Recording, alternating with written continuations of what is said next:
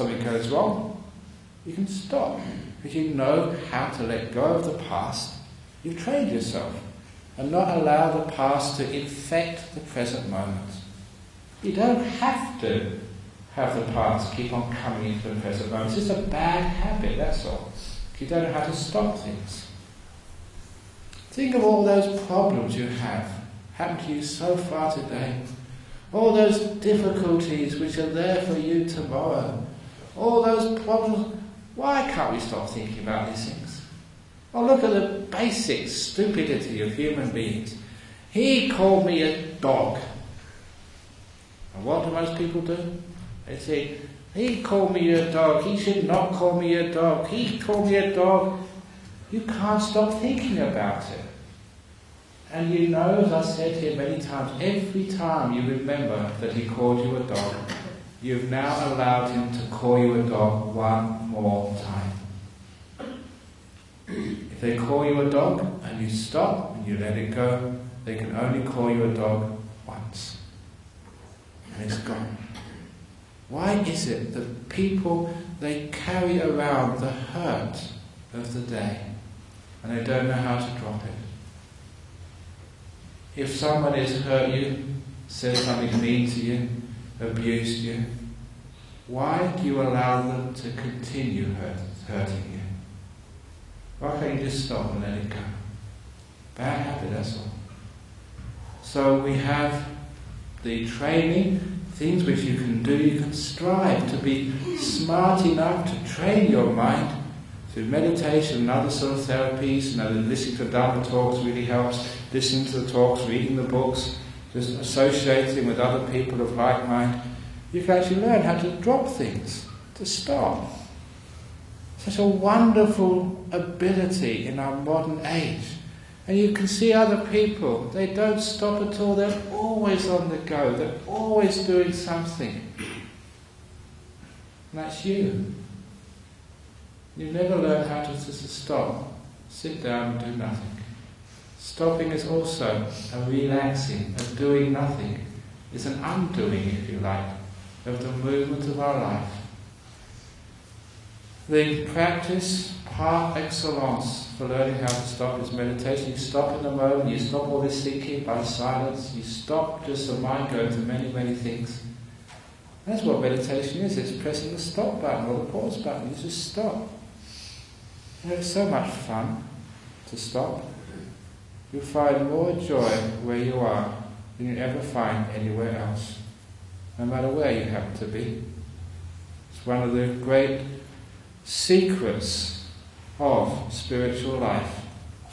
All happiness comes when you stop searching for it, when you stop looking anywhere else, when you just stop in this moment and this moment builds up and you start to really feel a lot of joy, happiness and truth comes. So it's one of the things we have to strive to be able to do, to stop. But perhaps the most important thing to strive towards is for peace. And so we start our day and say, today I'm going to be peaceful. I'm going to make that the most important thing in my day. And what does that really mean? It doesn't mean just you can do whatever you want. What it means is you make peace with whatever you have to do. Because if you try and do whatever you want, you'll be fighting a world and you're making war, it's not making peace at all. The wonderful thing about peacemaking is you can do it wherever you are with whatever you have. Even people who are sick and dying. You can make peace with that whole process. By making peace with that whole process means you can accept it, be one with it, and allow it to evolve, rather than fighting a war. And this comes to a very important part of Buddhism, which, again, is not emphasized enough. What I've been saying here is the effort called the right effort of the Noble Eightfold Path, and the second part of that Noble Eightfold Path, the right intention or right thought, sort of joins together with right effort, because the right intention, as I've mentioned to so many people who do meditation, the right intention is intentions, aspirations of letting go, kindness and gentleness. The 3 right intentions which the Buddha taught 2,500 years ago. And this is actually central to the Buddhist path, the Eightfold Path. That's basic, the heart of it. And so often people forget that we're using our mind with aggression, with ill will, with trying to get things. And that's actually not the Buddhist path. The Buddhist path is learning how to let go, learning how to do with less, learning how to need less. Because the less you need, the more free you feel. It's well known, you don't own your possessions, the possessions own you. You're not the proprietor of your house, you're the prisoner of your house. The less you have, the more free you feel. It's great being a monk with few possessions, but even I have possessions, and it's wonderful actually to let them go sometimes. And one of my happiest memories of a monk was the time when I left the monastery after 5 years as a monk. It's called When We Go Wandering.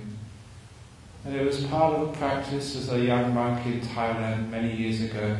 After 5 years of basic training, you were asked to leave the monastery. Everyone was.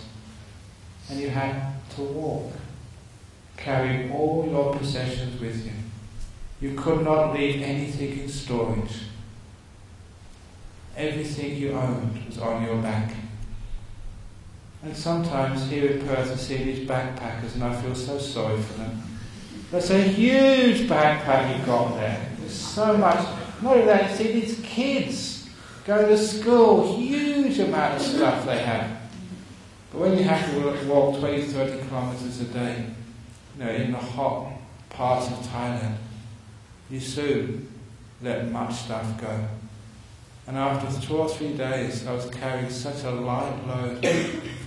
I felt the freest I've ever felt.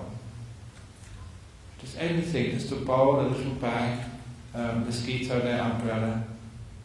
And it was probably less, maybe half the weight you hold when you go shopping. And that's my total possessions I had in the world. I had no responsibilities. Could go anywhere I wanted.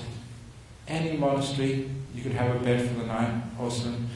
Go arms around in any village and get some food for the day. Not the best, but enough to keep you going. Imagine that degree of freedom. It really was like a bird, like a wild animal. Going wherever you wanted, completely free. And that's why I understand what peace is. So, you may not be able to achieve that in this life. At least you can move closer towards that if you can. Not only is that good for your peace of mind, you can't take it with you, as they keep on saying. So prepare for that moment by lessening rather than getting more. I know it's bad for the economy, but it's actually good for your health. And it also means you can retire much earlier. You can. And when you learn how to live simply, you don't need that much to survive.